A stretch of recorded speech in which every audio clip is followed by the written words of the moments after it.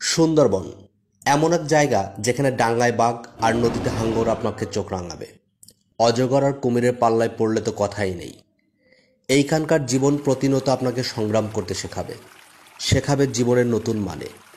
তবে সব প্রতিকূলতার মাঝেও চারণভূমিতে হরিণের পালের ছুটে চলা, নাম না জানা পাখপাখালির ডাক, কিংবা জ্যোৎস্না রাতের পূর্ণিমা অথবা সূর্যোদয় সূর্যাস্ত আপনাকে বারবার আমন্ত্রণ জানাবে সুন্দরবনে।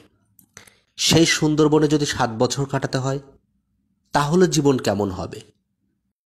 এমন একটি দুর্দান্ত অ্যাডভেঞ্চার ফিল পেতে হলে আপনি পড়ে ফেলতে পারেন সুন্দরবনের 7 বছর বইটি।